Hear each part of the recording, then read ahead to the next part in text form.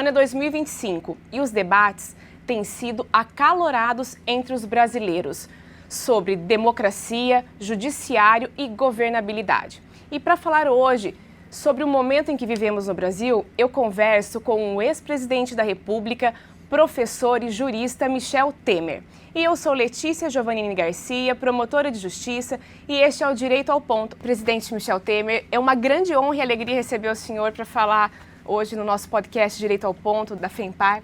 E eu gostaria de começar falando com o senhor sobre um tema muito importante para a vida democrática do Brasil, que é a questão da polarização. Hoje a polarização virou quase que uma regra nos debates políticos. Como que o senhor enxerga essa situação hoje no Brasil? O senhor acha que a nossa democracia, ela resiste a isso ou nós corremos algum risco? Olha, em primeiro lugar, eu quero dizer que a polarização no plano democrático é fundamental, mas quando falo em polarização, eu falo em polarização de ideias, de programas, de sistemas, de conceitos, né, que é uma coisa importantíssima, até uma homenagem ao eleitorado. Se você tem uma campanha, digamos, presidencial, em que você debate programas, né, você tem 3 candidatos com 3 programas, se você debater os programas, você, eleitor, num dado momento, ou eleitora, você, num dado momento, vai olhar, bom, concordo com este programa, quem é que titulariza esse programa? É fulano. Eu voto em fulano. Seria extremamente útil que polarização seja utilizada nesse sentido. Ocorre, entretanto, nós todos sabemos, o que acontece no Brasil é uma radicalização, ou seja, estabeleceu-se uma fórmula de, digamos, até bastante cruel, em que se dividem os brasileiros, se dividem as instituições, se dividem as corporações, e há até gestos, digamos assim, físicos de agressão, né? Houve até, convenhamos, no passado, mortes em função do esquema político no país, dessa radicalização. Há invasões de prédios, depredação de prédios, sim, que é uma questão física também, derivada precisamente dessa radicalização que a maior parte das pessoas chama de polarização. Então, em síntese, digo eu, polarizar ideias, conceitos, programas é fundamental, é especialmente fruto da democracia. O que não se pode é radicalizar. Eu acho que há uma pregação hoje muito grande pela pacificação do país, pela, digamos assim, pela seriedade, mais do que pela seriedade, por uma certa civilidade política. E essa civilidade política é que pode importar, digamos, numa certa concertação com C, né? Para dizer, um certo grande acordo, né? Exato. Grande acordo em que as pessoas digam, olha, vamos debater programas, vamos debater ideias. Acho que seria o ideal. Sim. Bom, o senhor, antes de mais nada, é um grande constitucionalista no Brasil. Como o senhor vê hoje, 2025, o princípio da separação de poderes? Olha, eu acho que há muita notícia que pretende fazer o desencontro entre os órgãos do poder, né? E não é bem assim. Normalmente eu estive na vida pública muito tempo no Congresso Nacional, 6 mandatos, 3 vezes presidente da Câmara dos Deputados. De vez em quando havia lá uma faísca, digamos, entre o Legislativo e o Executivo, né? Mas nós sempre dialogávamos e, fruto do diálogo, surgiu o ajustamento. Eu acho que hoje, talvez seja verdade um pouco aquilo que se pensa hoje. Está havendo uma certa falta de diálogo entre os órgãos do poder. A desejada harmonia, né? Pois é. Portanto, violando o princípio da harmonia. Quando a Constituição determina a harmonia dos poderes, não é porque a pessoa vai determinar se é harmônico ou desarmônico. É o povo que diz, olha aqui, meu caro, o poder é meu, eu vou dividir, isso desde Montesquieu, né? Eu vou dividir em 3 órgãos para exercer o meu poder, um legisla, outro executa, outro julga. Mas olha, ajam harmoniosamente. Quando há uma desarmonia, há uma inconstitucionalidade. Eu acho que de vez em quando corre esse risco, mas nada muito grave no Brasil. Sim. Você sabe que nós temos 37 anos, o novo governo, do novo Estado, né? Sim, sim. É de 5 de outubro de 88, sim, a Constituição, os poderes vão se ajustando. Ora mais, ora menos. Neste momento, até digo menos, sim, o que não é bom. Eu acho que eles podem dialogar e se acertar entre si. Né? E o senhor vê a judicialização da política como um problema real mesmo no Brasil, presidente? Você sabe que eu acho que há Letícia, um certo exagero nisso. Porque as pessoas querem muito acusar o judiciário, digamos assim, de se introduzir, de se intrometer com tudo. Né? Exato. Mas o fato é o seguinte, você veja, a Constituinte e a Constituição acabou tratando de todos os temas que você possa imaginar. Exatamente. Não é verdade? Tudo.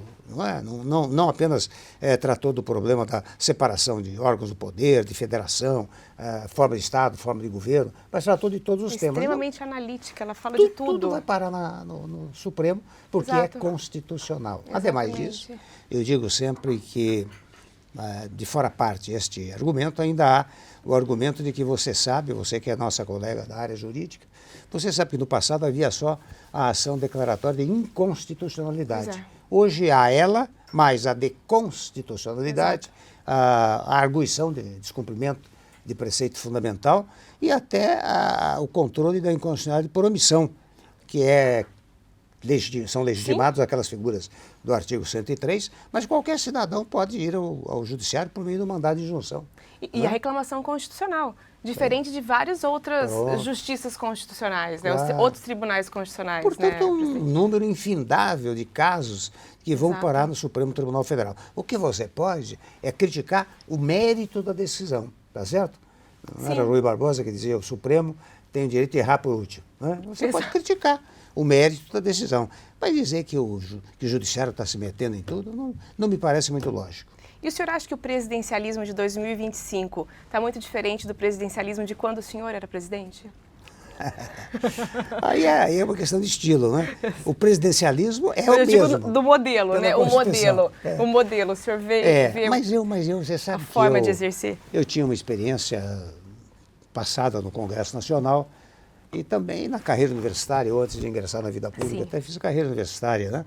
Então eu me atenho muito aos critérios que a Constituição estabelece, né? E logo que eu cheguei à presidência, eu tinha consciência plena de que o presidente só comanda se tiver apoio do Congresso Nacional. Exato. Então, em síntese, quem governa o país não é só o presidente da República, não, e muito menos os ministros do Executivo. Exato. Quem comanda é o presidente, ou seja, o Executivo, juntamente com o Congresso Nacional. Por isso que eles têm que dialogar permanentemente para levar adiante os assuntos, os temas e projetos de interesse do país. E o senhor acha que esse debate sobre semipresidencialismo ele avança? E eu acho que é a solução para o Brasil, porque você sabe que hoje, mais do que nunca, você veja, o Congresso Nacional foi assumindo tarefas, né? No orçamento, por exemplo, não só aprova, mas tem uma porção de verbas que são destinadas pelo próprio Congresso Nacional, não é? De uma parte. De outra parte, ao longo do tempo, eu verifiquei que, por exemplo, o presidente da Câmara, o presidente do Senado, chamaram setores da nacionalidade para fazer acordos, que é uma atividade tipicamente executiva. Então, a meu modo de ver, nós faríamos muito bem. Teríamos um presidente forte, de qualquer maneira. Não dá para desprezar a figura do presidente. Claro. Não pode ser do tipo rei reina, mas não governa. Né? Ele tem que ter funções governativas. Mas a ação executiva interna, a responsabilidade pela ação executiva interna seria do parlamento. O primeiro-ministro não precisa ser necessariamente um parlamentar, mas indicado, por exemplo, pelo presidente da República e aprovado pelo parlamento. Né? E daí o parlamento, como ele conduz praticamente o orçamento e faz outras tantas coisas, responderia também pela governabilidade interna do país. Acho que seria útil. E o senhor acha que nós temos no Brasil uma maturidade democrática e principalmente civilizatória para essa governabilidade compartilhada? Eu acho que está começando a amadurecer. É. Você sabe que o professor Miguel Reale, eu fui aluno dele em Filosofia do Direito, né? É mesmo. Ele tinha aquela teoria do ato, valor e norma. Sim. Né? Há certos atos que vão sendo tão valorizados ao longo do tempo que, num dado momento, se transformam em norma legal. Eu acho que a história do semipresidencialismo está ganhando uma valoração. Pode ser que lá para frente se consiga estabelecê-lo. Acho que seria útil para o país. E, presidente, o senhor acha que a gente vive um momento de crise de instituições ou o senhor acha que isso é exagero? Eu não creio, há um certo exagero. Há um desajustamento, digamos assim, uma falta de diálogo que não é útil. Quando você perguntou do presidencialismo no meu tempo, eu realmente dialogava muito, né? Com o judiciário, com o legislativo especialmente. Né? Eu trouxe o legislativo para governar comigo. Não tivesse trazido, eu não conseguiria fazer as reformas que eu fiz, né? Nem reduzir a inflação, nem reduzir juros, se não fosse a presença também do parlamento ao meu lado. Exatamente. Então eu acho que, havendo esse diálogo, não se pode falar em conflito das instituições. Acho que, de certa maneira, há um certo exagero, um certo pessimismo de natureza constitucional. Pode ser. E, presidente, o ano que vem vamos ter eleições presidenciais. Se o senhor pudesse elencar uma característica, ou enfim, as principais características para um novo líder, seja homem ou mulher, para ser um presidente, para, digamos, restaurar essa confiança pública hoje no país? A primeira coisa seria moderação, equilíbrio, temperança, porque hoje o país, voltando à primeira pergunta, está muito radicalizado. São polos radicalizados. Então, se aparecer uma figura com credibilidade política, naturalmente, né? E que seja extremamente moderado. E ser moderado aí, viu, Letícia, é cumprir a Constituição. Não significa que vai ter uma posição pessoal, vai ter uma posição que a Constituição determina, e a Constituição determina moderação, equilíbrio, temperança. Né? Se aparecer uma figura com estas qualificações, eu acho que o povo hoje está cansado da chamada radicalização. E muito provavelmente isso vem a acontecer. Mas, para tanto, há um outro elemento que é fundamental. É preciso ter um projeto para o país, ter um programa. Eu confesso que fui razoavelmente bem no governo, pedi um projeto, a Ponte para o Futuro, onde tudo que eu fiz estava previsto naquele projeto. Ou seja, quando eu cheguei lá, integralmente ou parcialmente, o povo brasileiro sabia que eu iria fazer a reforma trabalhista, fazer a reforma da Previdência, estabelecer um teto para os gastos públicos, reduzir juros da taxa Selic, reduzir a inflação, recompor as estatais, como aprovamos a lei das estatais, para recuperar as estatais, estava lá no meu programa. Eu acho que de fora parte, portanto, em síntese, de fora parte, ser uma figura moderada, alguém que apresente um projeto para o país e que o eleitorado acredite nesse projeto.